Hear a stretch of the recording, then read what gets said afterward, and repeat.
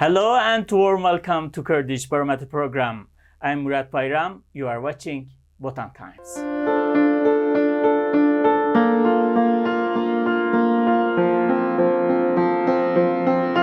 Today we will talk about popular culture of Kurdish community. And Berfin Coşkun is, as all, our guest. Warm welcome. Hello Murat, how are you? I'm good. I was in UK just a couple of weeks ago, and I realized that there is very few people that they know about Kurds. And it means that we have to continue on our program about Kurdish Barometer. Our topic for today is popular culture. Yes. I would like to ask the relationship between popular culture and politics in Kurdish community. As you know, everything have a connection with politics in our community, unfortunately. Sure. As we are approaching the end of the summer, so maybe it's very it would be much fun to talk about the light issues of Kurdish Barometer, like popular culture. And I would suggest to put this question, like why the Kurdish popular culture is getting that much extended, and we can count three reasons of it. The first one is especially after the 2015 with the collapse of the peace process and the beginning of the armed conflict in at the city centers.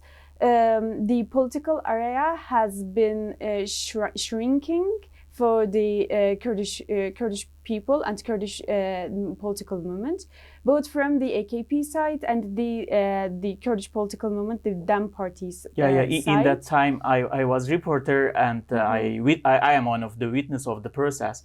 It was not only clash on streets of our cities, also in social media, in traditional media, in printing media, there were a fight. Some groups were really attacking each other.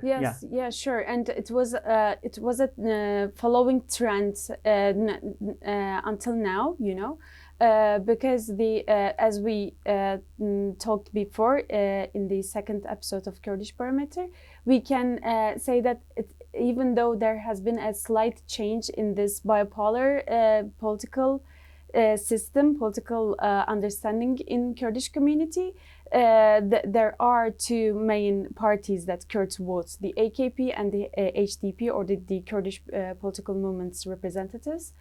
The AKP has been much Turkish nationalist, has adopted much Turkish nationalist discourse until now, from the 2015, and the DEM party's maneuver area in politics has been shrunk, has been restricted by the government, and all the other aspects that you have just counted. So there has been a shrinking in the political area of for Kurdish people. So it looks like much more the popular culture blast after the 1980 coup in Turkey. That there has been a cultural blast in the across the Turkey, especially because of the restriction brought by the coup. So we can say that it's a similar case for Kurdish people, especially after the 2015. And the second reason is... In that point, it's not clear in my mind. You are talking about a very bad situation. In that situation, how popular culture is not decreasing, it's increasing. No, yes, sure. I'm gonna come after a few minutes later, but it's basically like that. When you cannot express your identity on political grounds, you seek out the alternative ways. So popular culture is the first station that you pass by. So that's why the Kurdish popular culture has been extended as of the 2015, because the political area was very shrunk and they have been already restricted by the political area. So they sought out the alternative ways to express their Kurdishness. Yeah. Can we say this popular culture is increased in digital world? Because yes, sure. physically there is a lockdown, there is no environment that you can watch a good, for example, Kurdish concert or go to a good theater play, yes. or there is a lockdown. Can we say it's the popular culture is increasing in digital area and other place, but in physical world it's for sure. Yes, I was gonna say that the third reason of this no worries, the third reason of this is for sure social media. The internet use of Kurdish people has caught and even slightly passed the average of Turkey. So like 87% of Kurds has like actively using the internet sources. So really? It's like it's 87.6% in Kurds, and the Turkey average is 87.1. So there's a slight pass in is it average. Same for female and male users of internet? I don't have the breakdowns in my hands right now, but it's a general understanding of Kurdish people. So I believe that maybe the Kurdish women have a bit less access to internet. I believe that, but I don't have the exact ratios in my head. I'm sorry. So and we talked about the narrowing down the political area, and also the Kurdish people, like alongside the general in Turkey, the general society in Turkey, they have lost their faith, their trust in politics. So they lost their faith to change something via politics. So they found a new alternative way to express their Kurdishness, which is popular culture.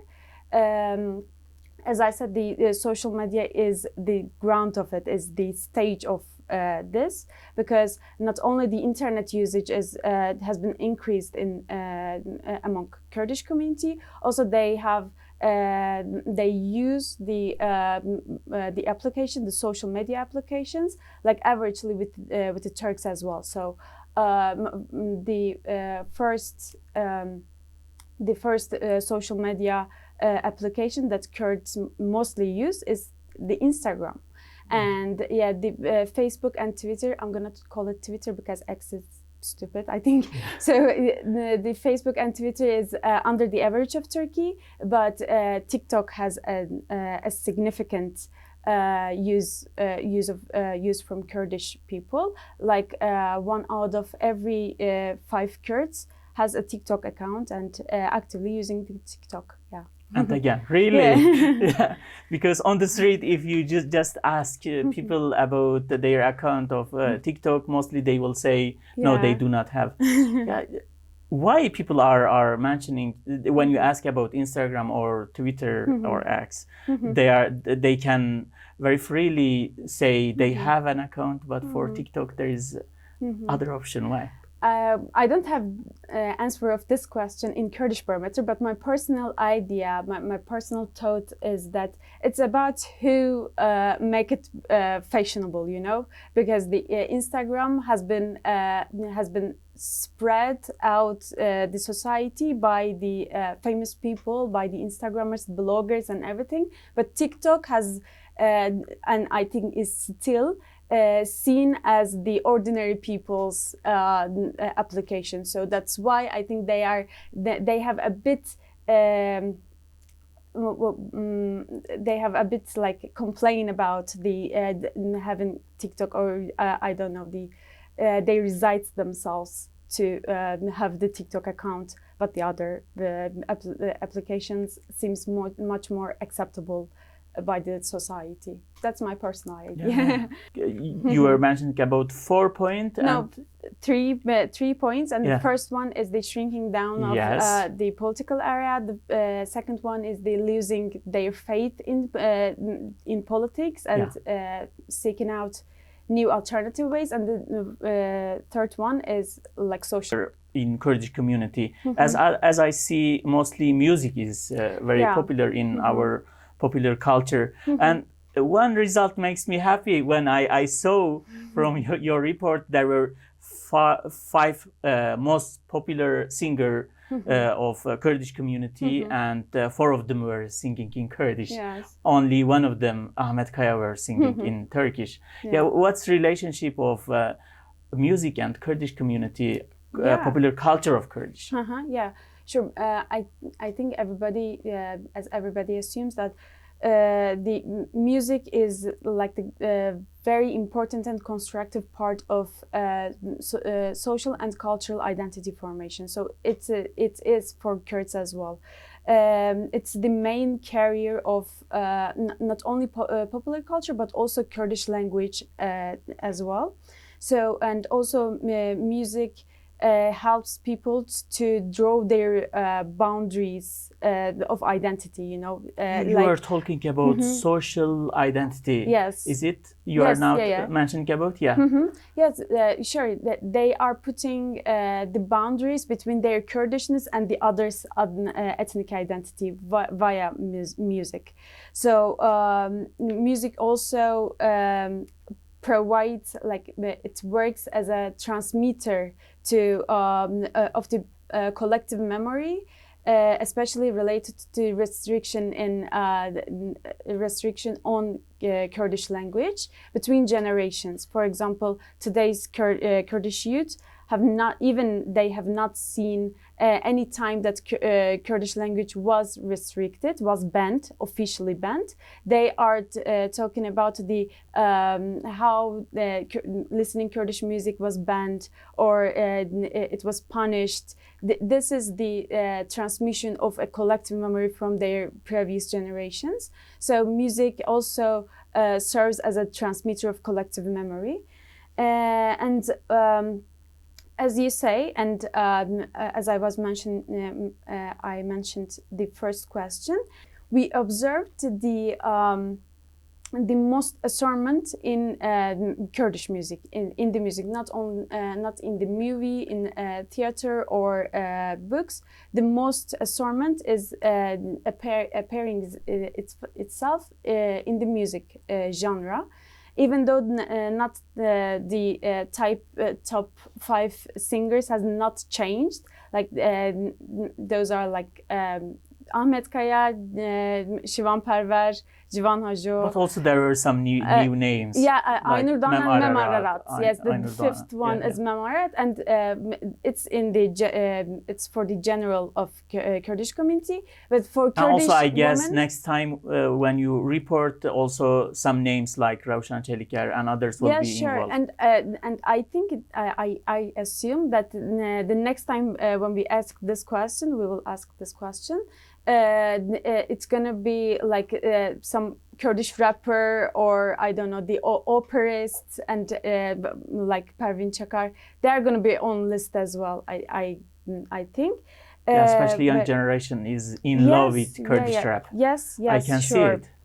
And these are like the 5 top singers for general Kurdish society, but for Kurdish women, and they replaced Civan Hajo with Rojda. So yes, there are 2 women on the top of Kurdish women's good news. Top singers.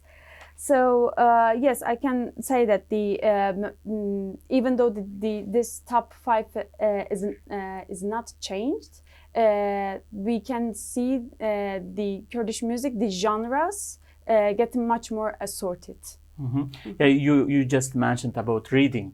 Yes. Yeah, I am editor-in-chief of most read Kurdish website in Turkey, Botan Times. But in Turkey, it's about 20 million of Kurds are living in Turkey. But we have less than 200,000 of readership. Yes. Why? I think it's much more about the Kurdish illiteracy. Who knows to read Kurdish? How to read in Kurdish?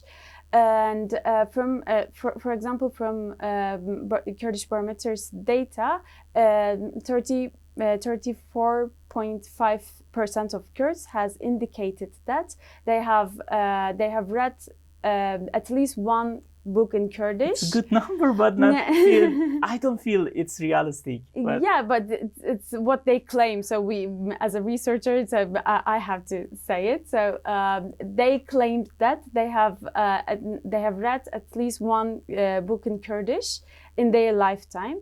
But this ratio is increasing, like 50% in the regards of movie and concert, and like 85% in the music. So I think the audio and visual materials, the products of culture, is much easier to consume for Kurdish people. And from another research of Kurdish Studies Center, the language map, for example, I can give the example of Diyarbakır and Van.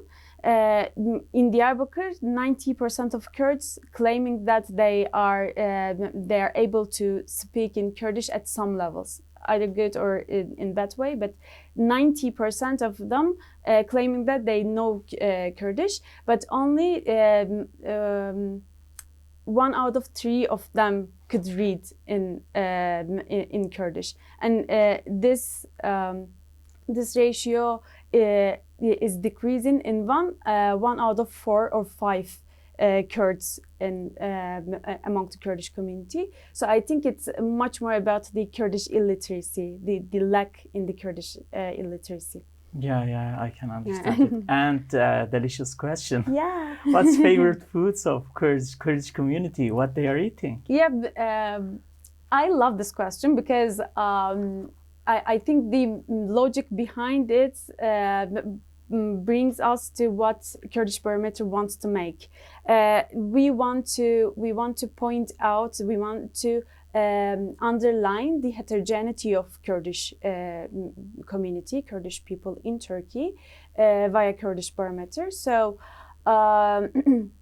When you ask the other people, then Kurds, they would claim that they like kebabs at most, because they're like all the kebab shops in all over the Kurdish cities.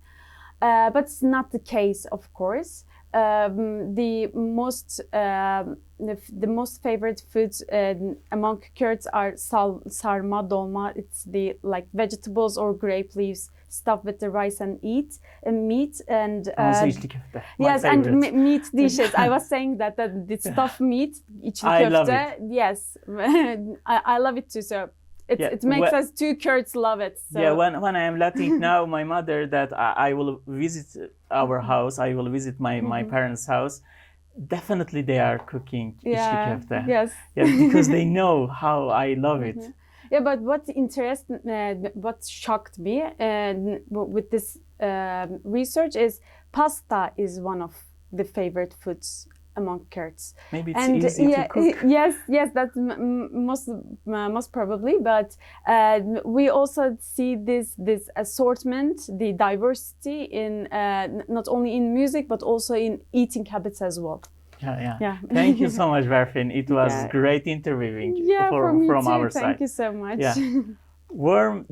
Thank you. You watched a program about Kurdish culture, Kurdish popular culture. And for next program, we will meet again. See you. Bye.